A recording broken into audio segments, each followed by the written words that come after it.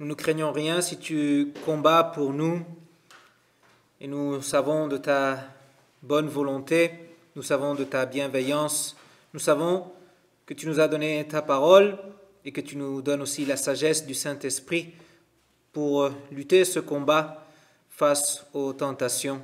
Donne-nous ton Saint-Esprit, donne-nous cette sagesse pour que nous puissions reconnaître les tentations, pour que nous puissions les affronter et pour que nous puissions les vaincre en ton saint nom.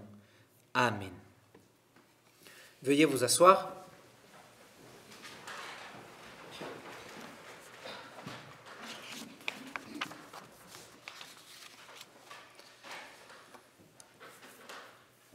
Y a-t-il quelqu'un parmi nous qui aime aller pêcher? Non? Personne? Aucun amateur de pêche parmi nous? Pour ma part, je ne suis pas du tout adepte à la pêche non plus. Non? Et les seules fois que je suis allé pêcher, c'est quand on part en vacances avec mon frère. Mon frère est un passionné de la pêche. Il achète tout ce qu'il faut, il prépare les cannes, il lance même à la mer la ligne, et puis on s'assoit et il me dit, quand tu vois qu'il y a un poisson qui a mordu l'hameçon, tu le ramènes. Et même comme ça, je ne pêche rien. Non? Les enfants, eux, aiment bien aller à la pêche avec leur oncle. Non? Ils s'amusent assez et ils ont beaucoup plus de chance que moi lorsque on va de pêche avec mon frère. Les experts de la pêche disent qu'il est très important de bien choisir l'appât pour chaque poisson. Chaque espèce a ses préférences. C'est beaucoup plus difficile de pêcher sans appât. Non, il y en a quelques-uns qui font de la pêche à la mouche, ça s'appelle. Non, il n'y a pas d'appât, c'est une autre façon de pêcher, beaucoup plus difficile. Mais dans tous les cas, avec ou sans appât, l'idée c'est de tromper le poisson. Lui faire croire qu'il y a de la nourriture facile. Lui faire croire que la nourriture ne va pas s'échapper quand il s'approchera d'elle. L'idée, c'est de le tromper et de l'attirer pour qu'il morde à l'hameçon. Le poisson a faim, il a toujours faim, le poisson, et on lui offre une nourriture facile à attraper. Si le poisson savait qu'il s'agit d'un appât, et que s'il le mange, il va mordre un hameçon, qu'il va être pêché, pensez-vous qu'il le ferait tout de même? Jamais. Mais l'être humain sait qu'il y a un appât. L'être humain sait qu'il y a un hameçon. L'être humain sait que le péché est quelque chose de mauvais, que c'est quelque chose de dangereux, mais il fait semblant de ne pas le savoir. Même s'il sait du danger qu'il y a, il se laisse obnubiler. C'est ce qu'on appelle céder à la tentation ou tomber dans le péché. Tout d'abord, il faut que ce soit clair, nous ne pouvons pas nous délivrer de la tentation. Nous ne pouvons pas éviter les tentations dans notre vie. Les tentations abondent autour de nous. La tentation est quelque chose que nous devons affronter tous les jours de notre vie. C'est inévitable. La tentation fait partie des réalités quotidiennes que nous devons auxquelles nous devons faire face depuis que l'être humain est tombé dans le péché. Ce qu'il nous faut, ce n'est pas de nier l'existence des tentations, mais plutôt les reconnaître, les identifier, pour pouvoir les affronter et les vaincre. Dans son épître, Jacques nous parle des tentations. Non? Jacques, chapitre 1, verset 14. Il dit « Chacun est tenté quand il est attiré et entraîné par ses propres désirs. » Le danger est aussi à l'intérieur de nous. La tentation est quelque chose qui se déclenche à l'intérieur de nous. Deux personnes peuvent vivre une même situation, et pour une, il y aura une tentation, et pour l'autre, il n'y aura pas de tentation. Parce que ce n'est pas ce qui se passe à l'extérieur, ce qui nous tente, mais c'est ce qui se passe à l'intérieur. Dans ce sens, nous sommes notre pire ennemi. Nous, avec nos désirs, avec nos pensées et avec nos passions. Nous-mêmes, nous nous soumettons à la tentation, nous nous incitons à faire le contraire de la volonté de Dieu. Le diable prend soin de nous présenter justement ces situations-là. Il sait, il les connaît, et il sait que ces situations provoqueront en nous un fort désir afin de nous faire tomber dans le péché. Le monde autour de nous, un monde qui vit sans la crainte de Dieu, qui vit sans loi, qui ne fait attention qu'à ses désirs, lui aussi nous présente des situations qui se transforment pour nous en tentation. Pour le monde, il n'y a rien de mauvais. Donc, comme je disais tout à l'heure, il ne craint pas Dieu, il n'en a rien à faire de la volonté de Dieu. Mais pour nous qui connaissons Dieu, pour nous qui avons été sauvés par Jésus-Christ, pour nous qui sommes des enfants de Dieu reconnaissants à notre Dieu, pour nous qui voulons suivre la loi de notre Sauveur, oui, il y a des problèmes avec certaines situations. La tentation commence dans notre cœur.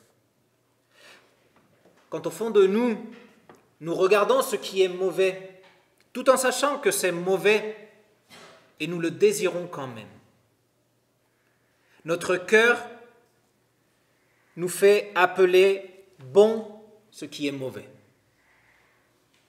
Nous pensons que personne ne le saura, personne ne le verra, personne ne le découvrira. Notre cœur nous soumet à la tentation et nous met en danger. Il faut que nous apprenions à reconnaître les tentations, les identifier pour les affronter et les vaincre. La tentation la plus célèbre, c'est celle du jardin d'Éden, non ? On a lu tout à l'heure. Nous pensons souvent que si cette situation nous avait été présentée à nous, la chose aurait été différente. On n'aurait pas mangé du fruit. Nous nous disons que nous aurions su vaincre cette tentation avec facilité. Et quelle audace que la nôtre! Regardons de plus près ce qui s'est passé. Le diable a créé une situation pour que le désir naisse dans le cœur des premiers êtres humains. Et je dis bien les deux.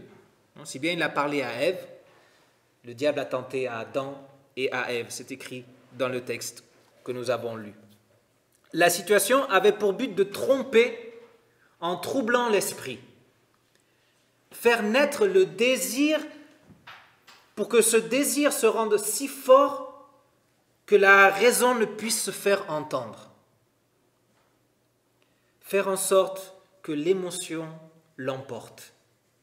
Exactement la même chose que dans nos moments de tentation. C'est dans le cœur que commence le débat. On se pose des questions comme « est-ce vraiment mauvais ?» Si ce n'est que pour une fois, est-ce aussi un péché? Est-ce vraiment interdit? Et si on le regarde sous un autre angle, c'est même peut-être bon. Mais la question que l'on devrait se poser est si on cède à cette situation, cela va nous rapprocher ou va nous éloigner de notre Dieu. Si nous resterons dans la voie du Seigneur ou si nous le quitterons pour un autre chemin. Comme je disais tout à l'heure, qu'il faut reconnaître et identifier les tentations pour les affronter et les vaincre. Le récit de la tentation de Jésus dans l'évangile de Matthieu, chapitre 4, que nous avons lu, nous aide à comprendre un petit peu la dynamique pour vaincre la tentation. Le diable présente une situation pour créer un désir Un désir qui pourrait se transformer en tentation pour Jésus. Notre Seigneur a passé 40 jours et 40 nuits. Et ça a à voir avec la carême. Le carême, non? Que nous partageons en ce moment. 40 jours et 40 nuits sans boire et sans manger. Et le texte biblique nous dit que Jésus a eu faim. Le diable savait que Jésus avait faim. Alors il a essayé, ou il a présenté une tentation. Il lui a dit, change les pierres en pain et étanche ta faim. Et voilà, c'est tout, pas de problème. Le débat devrait commencer dans le cœur de Jésus. Est-ce si mauvais que cela si je change les pierres en pain? Il n'y a rien de mauvais dans tout ça. Après tout, je ne fais du mal à personne. Alors, si j'ai le pouvoir, non, j'ai les moyens pour le faire, et aucun mal va être fait à autrui, pourquoi pas? Mais Jésus n'a même pas laissé la place à ce débat dans son cœur. Par la parole de Dieu, il repousse la tentation. Jésus a reconnu la tentation, il a pu l'identifier. Et on pourrait se demander où est le mal d'utiliser son pouvoir pour pourvoir à ses besoins. Quelle était vraiment la tentation de Jésus? La tentation était tout simplement de le dévier de sa mission. Jésus n'était pas venu pour se servir lui-même ou pour être servi par les autres. Jésus était venu pour servir Dieu et pour servir l'humanité par son sacrifice. Et il le savait et il désirait sauver l'humanité. Si Jésus cède à la tentation, ne serait-ce qu'une seule fois, il serait empêché d'être notre sauveur. Jésus doit être parfait, sans péché, pour pouvoir s'offrir en échange des pécheurs face au jugement divin. Le diable le sait bien, et c'est pourquoi il essaye de faire tomber Jésus dans un seul péché. S'il pêche une seule fois, il doit subir son propre jugement, et il doit être condamné comme tous les autres pécheurs. Nous ne gardons pas toujours ceci à l'esprit, mais c'est grâce à la justice de Jésus, sa vie parfaite face au commandement, en évitant le péché, en agissant toujours selon la sainte volonté de Dieu, qu'il a pu prendre notre place sur la croix. Parce qu'il est saint, il a pu nous remplacer, nous les pécheurs. Et ça a été très dur pour lui de se maintenir saint toute sa vie. Jésus sait qu'il doit être saint, qu'il ne peut désobéir à la volonté de Dieu, il ne peut pas suivre les désirs de son cœur, ces désirs qui font céder à la tentation. C'est pourquoi il reconnaît tout de suite le danger. Une fois qu'il a identifié le danger, après avoir reconnu la tentation, il cherche dans la parole de Dieu la direction et le conseil pour faire ses choix. Jésus n'avait pas de Bible sous le bras. Il n'avait pas non plus un smartphone pour demander à Google ou à n'importe quel autre moteur de recherche que dit la parole de Dieu sur tel ou tel sujet. C'est incroyable combien de gens mettent ça sur Google. Que dit la parole de Dieu sur... Non, beaucoup de monde le fait. Jésus connaissait la parole de Dieu et de ce qu'il avait appris, il puisait la sagesse pour agir conformément à la volonté de Dieu. C'est avec la parole de Dieu que Jésus repousse la tentation. Mais attention, on pourrait conclure à tort que savoir la parole de Dieu par cœur est le remède au péché, le remède face aux tentations. Non. La tentation et le péché seront toujours présents dans notre vie quotidienne. Connaître des passages bibliques sera toujours bon pour nous. Non, ça nous aidera à agir avec sagesse et faire le bon choix. Et je vous encourage à croître dans la connaissance de la parole de Dieu. Je vous encourage à étudier la parole de Dieu. Vous pouvez le faire dans les cours que nous proposons, vous pouvez le faire dans nos études bibliques ou vous pouvez le faire seul à la maison. C'est un grand atout que de connaître la parole de Dieu. Mais la connaissance, elle seule, de la vérité biblique n'est pas une garantie pour vaincre les tentations.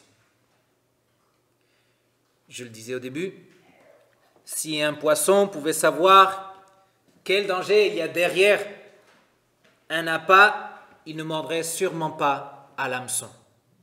Mais l'être humain qui a la connaissance du bien et du mal, lui qui peut reconnaître la tentation, cède à celle-ci très souvent. Pourquoi? Parce que le désir est plus fort que la raison. Est-ce que la seule connaissance de la parole de Dieu est ce qui a permis à Jésus de repousser le péché et de vaincre la tentation? Ce n'était pas seulement la connaissance. La raison n'est pas plus forte que le désir. Ce qui a permis à Jésus de vaincre la tentation, c'est son désir d'accomplir la volonté de Dieu. C'est son désir de mener à terme la mission de Dieu. C'est son désir de sauver l'humanité. C'est sa compassion envers nous, ce qui lui a permis de vaincre la tentation. Je le répète une nouvelle fois, il faut reconnaître et identifier les tentations pour les affronter et pour les vaincre. Mais le pouvoir pour les vaincre ne se trouve pas dans la connaissance de la Bible ou dans la capacité de simplement de reconnaître les tentations. Contre le désir puissant qui nous trompe face à l'hameçon, il nous faut un autre désir plus puissant que celui-ci. Pour ne pas se laisser troubler par les émotions qui naissent face aux tentations, il nous faut un désir plus puissant que celui-ci, un désir puissant qui nous guidera quand il nous faut faire des choix. Et ce désir puissant qui nous aidera face aux tentations naît dans notre cœur quand on se retrouve seul face à face avec Jésus, seul avec Jésus et sa croix. Quand on se retrouve face à Jésus et sa croix et que nous comprenons son immense sacrifice, quand on se retrouve face à Jésus et sa croix et nous comprenons qu'il s'est offert de sa propre volonté pour nous sauver d'un destin de mort, quand on se retrouve face à Jésus et sa croix et que nous comprenons que sa mort n'est pas un accident, sinon que c'est la mise en œuvre d'un plan parfait. Quand on se retrouve face à Jésus et sa croix et que nous comprenons combien il a dû lutter contre la tentation pour se garder pur et ne commettre aucun péché, quand on se retrouve face à Jésus et sa croix et que nous comprenons qu'il nous a aimés même si nous ne méritons pas son amour, quand on se retrouve face à Jésus et sa croix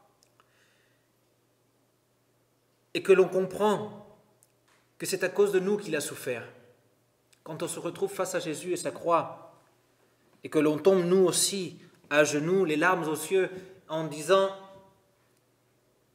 pardon et merci en même temps, face à sa croix, lui dire pardon et merci à la fois, quand on se retrouve face à face avec Jésus et sa croix et que le cœur se réjouit de se savoir autant aimé, quand on se retrouve face à Jésus et sa croix et qu'on lui dit qu'on l'aime parce qu'il a subi autant de souffrances en pensant à nous, en nous aimant.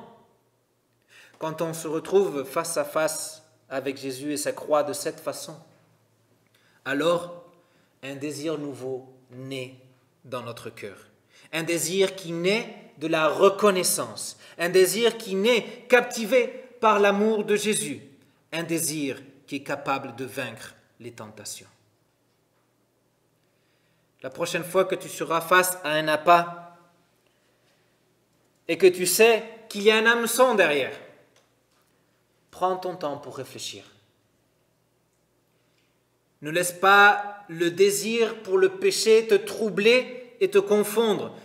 Appuie-toi sur la foi, appuie-toi sur Jésus, sur ce qu'il t'a donné, sur son sacrifice. Appuie-toi sur la foi, sur ton Sauveur.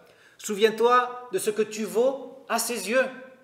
Souviens-toi qu'il a lutté contre la tentation pour te sauver. Souviens-toi qu'il a enduré tous les coups, qu'il a supporté la croix pour toi. La prochaine fois que tu seras face à la tentation, tourne-toi vers Jésus. Prends ton temps pour être face à face avec lui. Prends le temps pour méditer sur son amour démontré sur la croix. Prie. Prie et demande-lui la sagesse. Prie et demande-lui de savoir agir comme son serviteur. Appuie-toi sur lui et il te donnera un désir nouveau. Appuie-toi sur lui et tu trouveras des raisons suffisantes pour résister à la tentation, pour dire non face à la tentation. Appuie-toi sur lui et par sa victoire, tu vaincras. Amen. La paix de Dieu, qui surpasse toute intelligence, garde tes pensées, garde ton esprit en Jésus-Christ, lui qui a vaincu la tentation pour te sauver, lui qui s'est donné sur la croix pour obtenir pour toi la vie éternelle. Amen.